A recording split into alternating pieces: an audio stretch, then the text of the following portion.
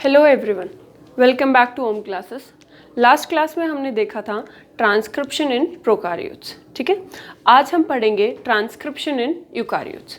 तो transcription in eukaryotes यानी transcription का मतलब क्या होता है, जैसे कि आपको बोर्ड पे दिखाई दे रहा है, ये इसकी डेफिनेशन है। It is the process that copy, ये क्या करता है, कॉपी किस चीज़ को, genetic information stored in DNA, तो वो genetic information which is stored in DNA into transportable RNA। Transportable क्यों लिखा है इसको ट्रांसपोर्टेबल इसलिए लिखा है क्योंकि ये हमारा न्यूक्लियस है। तो ट्रांसक्रिप्शन अगर किस में देखा जाए, यूकारियोट्स में देखा जाए तो कहाँ पे होता है, न्यूक्लियस में। और फिर न्यूक्लियर पोर्स के थ्रू ये जो आरएनए है ये क्या हो जाते हैं, साइटोप्लाज्म में आ जाते हैं। तो ये जो इंफॉर्मेशन है, जेनेटिक इंफॉर्मेशन जो कहाँ पे स्टोर्ड होती है, डीएनए में स्टोर होती है, वो किस में कन्वर्ट हो जाती है, ट्रांसपोर्टेबल आरएनए के अंदर। क्योंकि डीएनए न्यूक्लियस से बाहर नहीं जाते हैं तो इसको हम ट्रांसपोर्टेबल नहीं कहेंगे, डीएनए को हम ट्रांसपोर्टेबल किसको कहेंगे, आरएनए को, with the help of enzymes. ये जो प्रोसेस होता है ट्रांसक्रिप्शन का, वो कैसे होता है, with the help of enzymes. For example देखो, यहाँ पे हमारे पास कोई भी एक डीएनए है और वो कन्वर्ट हो जाता है किस में, आरएनए में। ठीक है, यही प्रोसेस ट्रांसक्रिप्शन इन प्रोकारियोट्स में देख रहे थे, बट वहां पे सिर्फ और सिर्फ एक एंजाइम की जरूरत थी, और वो कौन था, आरएनए पॉलीमरेज। आरएनए पॉलीमरेज ही रिकॉग्नाइज कर रहा था, आरएनए पॉलीमरेज ही उसके अंदर क्या कर रहा था, हेलिकेज एक्टिविटी कर रहा, सारे काम कौन कर रहा था, आरएनए पॉलीमरेज। बट ऐसा नहीं है यूकारियोट्स में। यूकारियोट्स में क्या होते हैं, वेरियस प्रोटीन्स होते हैं, बहुत सारे प्रोटीन्स होते हैं जो इस ट्रांसक्रिप्शन प्रोसेस को कंप्लीट करते हैं। ठीक है, अब अगर हम प्रोकारियोट्स में देखते हैं तो एमआरएनए भी कौन बनाता है, एमआरएनए भी पॉलीमरेज, आरएनए पॉलीमरेज बनाता है, टीआरएनए भी सेम आरएनए पॉलीमरेज बनाता है, और आरआरएनए भी वही पॉलीमरेज बनाता है। बट यहाँ पे अगर यूकारियोट्स में देखा जाए तो टीआरएनए, हमारे पास क्या होते हैं, 3 आरएनएस होते हैं जो मेन होते हैं। सबसे पहला हम देख रहे हैं आरआरएनए। तो जो आरआरएनए बनाने के लिए जो मेन एंजाइम चाहिए होता है, आरएनए पॉलीमरेज चाहिए होता है, तो वो कौन सा होता है, आरएनए पॉलीमरेज 1। दूसरा होता है हमारे पास एमआरएनए, और एमआरएनए बनाने के लिए कौन सा एंजाइम चाहिए होता है, मेन इंपॉर्टेंट, वैसे बहुत सारे एंजाइम्स जो कि हम देखेंगे प्रोसेस में, बट मेन जो पर्टिकुलर होता है वो कौन होता है, आरएनए पॉलीमरेज 1 किसको सिंथेसाइज करता है, आरआरएनए को। एमआरएनए को सिंथेसाइज कौन करता है, आरएनए पॉलीमरेज 2, और टीआरएनए को सिंथेसाइज कौन करता है, आरएनए पॉलीमरेज 3। तो ये मेन है जो आरएनए पॉलीमरेज सिंथेसाइज करते हैं हमारे हर एक आरआरएनए को। ठीक है, तो यहाँ तक की चीज़ें आपको समझ आ गई होंगी। लास्ट में जब हमने लास्ट प्रोकारियोट्स की क्लास में क्या देखा था कि जो ट्रांसक्रिप्शन का प्रोसेस है वो क्या होता है, उस प्रोसेस को शुरू होने के लिए प्रोमोटर साइट चाहिए होती है, यानी उसको प्रमोट करने के लिए एक पर्टिकुलर सीक्वेंस चाहिए होता है। और वही सेम चीज़ें हम पहले यहाँ पे देखेंगे कि प्रोमोटर कैसा होता है, प्रोकारियोट्स में अलग होता है और यूकारियोट्स में अलग होता है। तो आज की क्लास में हम देखेंगे प्रोमोटर इन यूकारियोट्स। यूकारियोट्स पढ़ रहे हैं तो सारी चीज़ें किसकी रहेंगी, यूकारियोट्स की रहेंगी। तो सबसे पहला देखेंगे प्रोमोटर, फिर यहाँ पे देखेंगे आरएनए पॉलीमरेज 2। अब देखो, आरएनए पॉलीमरेज 2 किस चीज को, कौन से आरएनए को सिंथेसाइज करता है, तो हमने जस्ट अभी देखा कि ये किसको सिंथेसाइज करता है, एमआरएनए को।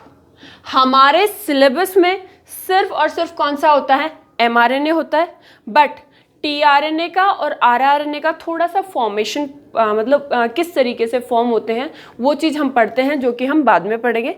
बट ट्रांसक्रिप्शन का जो प्रोसेस है उसके थ्रू हम क्या पढ़ेंगे, एमआरएनए पढ़ेंगे। करेक्ट। तो उसके बाद आरएनए पॉलीमरेज के बाद हम पढ़ेंगे रेगुलेटरी जीन्स,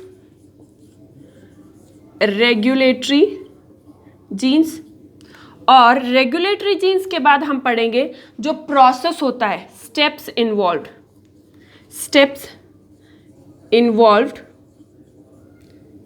इन किसमें, transcription, steps involved in transcription देखेंगे। उन स्टेप्स में जो ये स्टेप्स होते हैं वो 3 होते हैं। सबसे पहला इनिशिएशन, दूसरा जो होता है वो क्या होता है, इलोंगेशन, सेम चीज सेम प्रोसेस होता है जैसे कि हमने प्रोकारियोट्स में पढ़ा, और लास्ट टर्मिनेशन। बट इसमें जो एंजाइम्स यानी प्रोटीन्स यूज होते हैं वो अलग होते हैं और बहुत ज़्यादा होते हैं। किस प्रोसेस में, ट्रांसक्रिप्शन इन यूकारियोट्स में। इसीलिए हम इसको अलग अलग पढ़ते हैं, दोनों एग्जैक्ट सेम नहीं है, सेम प्रोटीन्स यूज नहीं होते, सेम एंजाइम्स यूज नहीं होते, सब में अलग अलग होते हैं। ठीक है, तो ये हम पढ़ेंगे यहाँ पे प्रोमोटर। सबसे पहले कि प्रोमोटर यूकारियोट्स में कैसा होता है, आरएनए पॉलीमरेज 2 कैसा होता है, क्या क्या चीज़ों से बना होता है, रेगुलेटरी जीन, और उसके बाद स्टेप्स इन्वॉल्व इन ट्रांसक्रिप्शन। ठीक है, ये आज के क्लास में देखेंगे। तो सबसे पहले प्रोमोटर। तो जो प्रोमोटर होता है, सबसे पहले प्रोमोटर, ठीक है। जो प्रोमोटर होता है वो एक क्या होता है, डीएनए ही होता है, डीएनए का एक पार्ट होता है। तो मान लीजिए ये हमारे पास ये वाली जीन होती है। कौन सी जीन का मतलब ये क्या है, हमारे पास एक डीएनए है। अब इस डीएनए के अंदर यहाँ पे ये जो पार्ट है, इस पार्ट में ये जो पर्टिकुलर सीक्वेंस है ये किसको सिंथेसाइज करेगा, तो ये सिंथेसाइज करेगा हमारे एमआरएनए को। तो इसको हम बोल देते हैं कि ये जीन किसको सिंथेसाइज करने वाली जीन होती है, एमआरएनए।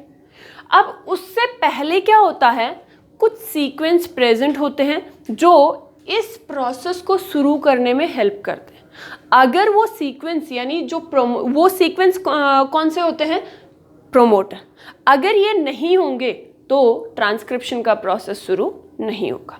जैसे कि हमने प्रोकारियोट्स में देखा था कि -10 बेस पेयर और -35 बेस पेयर, और उसमें क्या था, एक पर्टिकुलर सीक्वेंस स्पेसिफिक था। सेम चीज होती है यहाँ पे कि यहाँ पे क्या होता है, यहाँ से अगर ट्रांसक्रिप्शन शुरू होता है तो इसको सेम चीज बुलाते हैं कि ये कौन सी साइट है, +1 साइट, यहाँ से एमआरएनए फॉर्म होना शुरू होगा। बट उससे पहले क्या होता है, हमारे पास प्रमोटर होता है, और ये जो प्रमोटर होता है ये क्या है, टाटा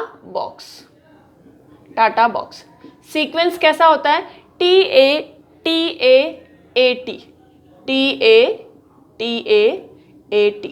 इसी को हम क्या बोलते हैं कि ये कौन सा बॉक्स होता है, टाटा बॉक्स। प्रोकारियोट्स में इसी को हम प्रिब्नो बॉक्स बोल रहे थे, बट यहाँ पे हम इसको क्या बोलेंगे, टाटा बॉक्स। ठीक है, टाटा बॉक्स से पहले एक और साइट होती है जिसको हम बोलते हैं BRE साइट। अब BRE साइट क्या होती है, तो BRE अभी मैं इसका फुल फॉर्म लिख देती हूँ, बट आपको ये चीज़ कब आएगी, जब हम ये स्टेप्स इन्वॉल्व करेंगे तो इसमें काम क्या होता है वो सब तब देखें। तो BRE का मतलब होता है ट्रांसक्रिप्शन फैक्टर 2। देखो यहाँ पे जितने भी प्रोटीन्स या फिर एंजाइम्स यूज होंगे उसमें 2 यूज करेंगे। क्यों, क्योंकि यहाँ पे हम कौन सा पॉलीमरेज यूज कर रहे हैं, आरएनए पॉलीमरेज 2। तो ये है ट्रांसक्रिप्शन फैक्टर 2। अब ट्रांसक्रिप्शन क्यों 2 यूज कर रहे हैं, क्योंकि ट्रांसक्रिप्शन 1B, आरएनए पॉलीमरेज 1 से क्या सिंथेसाइज हो रहा है, आरआरएनए। तो वो जब भी जो भी प्रोटीन यूज करेगा उसके प्रोटीन्स में हम क्या ऐड कर देते हैं, 1। और यहाँ पे क्योंकि एमआरएनए को सिंथेसाइज करने के लिए आरएनए पॉलीमरेज 2 चाहिए होता है, तो ये 2 ऐड कर देते हैं। तो ट्रांसक्रिप्शनल फैक्टर 2B, और इससे मिला है ये B। रिकॉग्निशन एलिमेंट,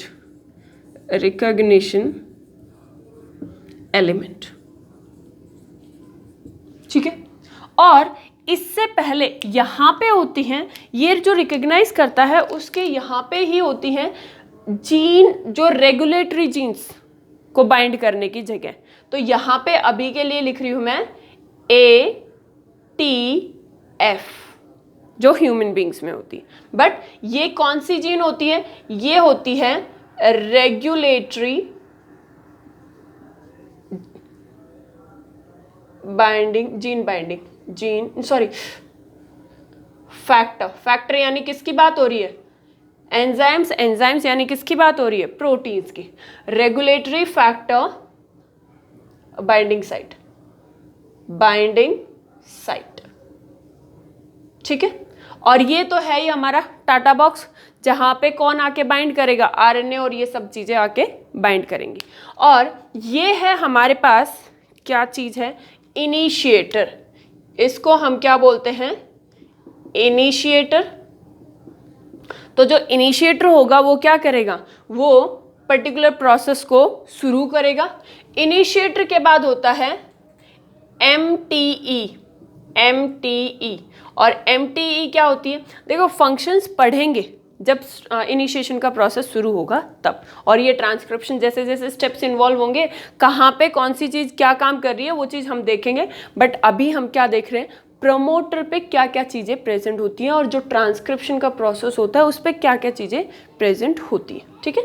तो यहाँ पे टाटा बॉक्स, इनिशिएटर, MTE का मतलब वो क्या होता है? MTE का मतलब होता है मोटिव 10 एलिमेंट्स। मोटिव का मतलब क्या होता है? कि एक पर्टिकुलर सीक्वेंस जो बार बार रिपीट होता हो रहा हो, उसको बोलेंगे मोटिव 10 एलिमेंट। और उसके बाद होता है DPE। इसको हम बोलते हैं डाउनस्ट्रीम प्रमोटर एलिमेंट। सबसे इंपॉर्टेंट देखो, जो हमारे पास यूकारियोट्स होते हैं, हम यहाँ पे ये बोल रहे हैं कि ये कौन सा साइट है? ये वाली पूरी की पूरी कौन सी साइट है? ये प्रमोटर साइट है। और यहाँ पे भी बोल रहे हैं कि ये भी कौन सी साइट है? ये भी प्रमोटर साइट है। तो ध्यान रखना कि जो यूकारियोट्स होते हैं उसमें 2 प्रमोटर साइट होती है। ये क्या है? ये अपस्ट्रीम होता है। जो +1 साइड के यहाँ पे होता है वो अपस्ट्रीम होता है, और इस साइड होता है वो क्या होता है? डाउनस्ट्रीम होता है। तो ये डाउनस्ट्रीम के प्रोमोटर्स हैं और ये अपस्ट्रीम के प्रोमोटर्स हैं। अब जो इनिशिएशन शुरू होगा वो कहाँ से होगा? वो होगा अपस्ट्रीम से। तो ये क्या है? अपस्ट्रीम कौन सी कहाँ से है? +1 साइड के इस साइड, जहाँ से भी ट्रांसक्रिप्शन शुरू हुआ। इवन अगर सिंगल चीज़ भी इन्वॉल्व है ट्रांसक्रिप्शन में तो वो भी क्या कहलाएगी? अपस्ट्रीम में कहलाएगी। ये क्या है? ये वाला प्रोमोटर +1 के साइड से इस साइड अपस्ट्रीम, और ये डाउनस्ट्रीम। तो यहाँ पे जो इनिशिएशन शुरू होगा ट्रांसक्रिप्शन का वो कहाँ से शुरू होगा? प्रोमोटर से। अब ये जो प्रोमोटर है इसमें क्या चीज़ मेन होनी चाहिए? टाटा बॉक्स, ठीक है। तो यहाँ से इनिशिएट होगा तो अपस्ट्रीम से क्या होता है? अपस्ट्रीम, जिस साइड में टाटा बॉक्स होगा वही क्या होगा? स्टार्ट करने का ट्रांसक्रिप्शन का इनिशिएशन प्रोसेस वहीं से शुरू होगा। और ये क्या करेगा? ये एनहेंस करेगा एक्टिविटीज़ को, वो हम देखेंगे। बट अभी के लिए आपको आई गेस समझ आ गया होगा कि जो प्रोमोटर होता है वो क्या होता है? वो यहाँ पे ये वाला पार्ट। बट जो भी हम पूरे ट्रांसक्रिप्शन में जो भी जीन इन्वॉल्व है वो देख रहे हैं, तो सबसे पहले BRE साइट, फिर ATF साइट, फिर उसके बाद टाटा बॉक्स, उसके बाद इनिशिएटर के बाद क्या होती है? MTE साइट, और उसके बाद DPE साइट, ठीक है। यहाँ पे कंप्लीट होता है हमारा प्रोमोटर कि इस प्रोमोटर पे क्या क्या चीज़ें प्रेजेंट होती हैं, ठीक है। नेक्स्ट है हमारे पास RNA पॉलीमरेज। तो जो RNA पॉलीमरेज है उसमें कुछ खास नहीं पढ़ना है क्योंकि ये इतना कॉम्प्लिकेटेड नहीं है जितना कि प्रोकारियोट्स में था। ये सिंपल सा है और इसमें सिंपल सी 1-2 चीज़ें देखनी है हमें। हमारे पास है दूसरा RNA पॉलीमरेज। RNA पॉलीमरेज यानी पोल 2। अब ये जो RNA पोल 2 है, सबसे पहले इसके पास होती है हेलिकेस एक्टिविटी, ये ध्यान रखना है। तो हैज़ या फिर हैव हेलिकेस एक्टिविटी।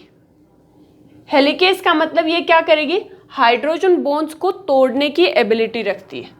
तो एक्टिविटी, हेलिकेस एक्टिविटी। और दूसरा है इसका, वो ये है कि ये जो RNA पॉल है, सपोज ये है हमारे पास RNA पॉलीमरेज, ये है हमारे पास RNA पॉलीमरेज। पॉलीमरेज है तो एक एंजाइम है, और एंजाइम किससे बना होता है, प्रोटीन से। तो जब हम प्रोटीन को, तो आप सबको पता है कि अगर ये कोई प्रोटीन है तो इसका एक पार्ट पे कौन प्रेजेंट होता है, कार्बोक्सिलिक एसिड, यानी इसको बोलते हैं सी मतलब कहाँ से शुरू होता है, कार्बोक्सिलिक, सी से टर्मिनल डोमेन। और प्रोटीन का जो दूसरा एंड होता है, ये प्रोटीन है तो एक एंड पे क्या होता है, CTD, और दूसरे पे क्या होता है, एन टर्मिनल डोमेन। ठीक है, तो ये हमारे पास प्रोटीन है, जो प्रोटीन से क्या बना होता है, RNA पॉलीमरेज, और इसके एक एंड पे क्या प्रेजेंट होता है, CTD, और दूसरे एंड पे क्या प्रेजेंट होता है, NTD, कार्बोक्सिलिक ग्रुप और नाइट्रोजन ग्रुप। अब यहाँ पे क्या होता है, इस पॉलीमरेज के पास एक चेन होती है, चेन तो इसमें भी होती है, बट यहाँ पे ये एक टेल जैसे, पूंछ जैसे लटकी रहती है। अब ये जो पूंछ होती है, ये किससे बनी होती है, प्रोटीन्स किससे बने होते हैं, हमें पता है अमीनो एसिड से। और अमीनो एसिड की ये चेन होती है, जहाँ पे कितने अमीनो एसिड होते हैं इसकी टेल पे, तो ये है टेल, कितने अमीनो एसिड होते हैं, 7।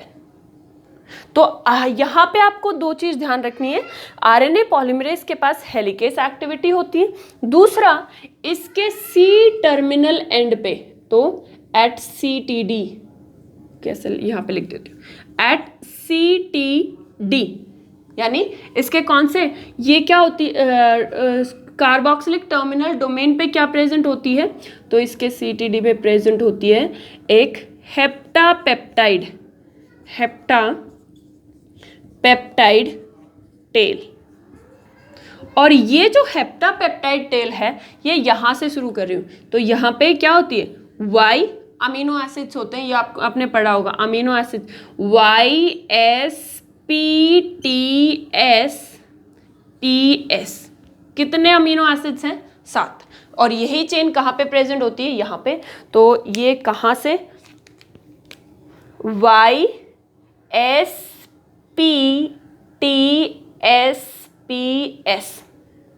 ये टेल बनी होती है किस पे, RNA पॉलीमरेज पे। तो यहाँ के लिए RNA पॉलीमरेज की दो ही चीज याद रखनी है, it has helicase activity, and दूसरा इसके पास क्या होती है, एक टेल होती है, और उस टेल पे क्या होती हैं, 7 अमीनो एसिड, और कौन कौन से होते हैं, YSPTS और PS। ठीक है, तो दो चीज हमारी हो गई है यहाँ पे, एक प्रोमोटर रीजन क्या होता है, और दूसरा RNA पॉलीमरेज क्या काम करता है और उसके पास क्या होता है। करेक्ट। नेक्स्ट हम पढ़ रहे हैं रेगुलेटरी जीन्स। अब जो रेगुलेटरी जीन्स होते हैं वो क्या होते हैं, तो next is regulatory genes. Regulatory genes क्या होते हैं, जो ट्रांसक्रिप्शन के प्रोसेस को क्या करती हूँ, ट्रांसक्रिप्शन के प्रोसेस को क्या कर रही हूँ, स्टार्ट करती हूँ। यानी जिसके कहने पे, जिन एंजाइम्स यानी जिन प्रॉपर्टीज, जिन प्रोटीन्स के कहने से ये ट्रांसक्रिप्शन का प्रोसेस शुरू होता हो, उनको ही हम क्या बोलते हैं, रेगुलेटरी प्रोटीन्स, की यही रेगुलेट करती हैं। अब अगर हमारे बॉडी के अंदर ट्रांसक्रिप्शन होना है, अगर ट्रांसक्रिप्शन होना है तो उसके पास क्या होनी चाहिए, एक्टिवेटर्स होने चाहिए। अगर नहीं होना होता है ट्रांसक्रिप्शन, तो उसके लिए क्या चाहिए होते हैं, सप्रेसर्स चाहिए होते हैं। करेक्ट। तो ये जो एक्टिवेटर्स, क्योंकि हम ट्रांसक्रिप्शन पढ़ रहे हैं तो हम सिर्फ क्या देखेंगे, हमें किस चीज की जरूरत होती है, हमें चाहिए होती है एक्टिवेटर प्रोटीन्स की। अब एक्टिवेटर किस चीज को एक्टिवेट कर रहे हैं, ट्रांसक्रिप्शन एक्टिवेटर्स। क्यों? क्योंकि ये ट्रांसक्रिप्शन के प्रोसेस को एक्टिवेट करी। और ट्रांसक्रिप्शन के एक्टिवेटर्स होते हैं जैसे कि for example SP1, for example हमारे पास होता है CTF। सी का मतलब क्या होता है? सी का मतलब होता है साइक्लिन डिपेंडेंट फैक्टर्स। और जो हमें पढ़ना है वो पढ़ना है ATF, जो कि हमने हमारी प्रोमोटर रीजन के पास देखा था। अब ये जो ATF होता है ये क्या करता है? ये ए का मतलब क्या होता है? ए का मतलब होता है cyclin AMP adenine monophosphate dependent transcription factor.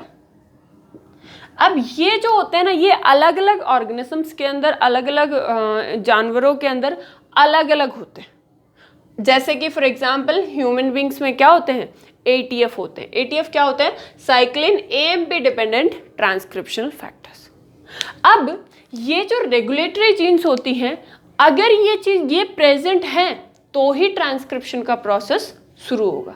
और अगर ये यहाँ पे रेगुलेटरी जीन्स नहीं है, रेगुलेटरी जीन्स यानी ये एक्टिवेटिंग प्रोटीन, इस रेगुलेटरी जीन को एक्टिवेट करने वाले प्रोटीन्स नहीं है हमारी बॉडी में, तो ये प्रोसेस ऑफ ट्रांसक्रिप्शन नहीं होगा। ठीक है, नेक्स्ट अब आ जाते हैं steps which are involve in transcription. ठीक है, जो स्टेप्स इन्वॉल्व होते हैं ट्रांसक्रिप्शन में वो कौन से होते हैं? 3 होते हैं। सबसे पहला इनिशिएशन। अब हम सबको ये वाली चीज़ों को कौन सी कहाँ पे यूज़ होती है, प्रोमोटर कहाँ पे यूज़ होता है, RNA पॉलीमरेज कैसे यूज़ होता है, और इसके अलावा कौन कौन से प्रोटीन्स होते हैं जो कि ट्रांसक्रिप्शन में हेल्प करते हैं, वो सब देखेंगे। ठीक है, तो स्टेप्स इन्वॉल्व इन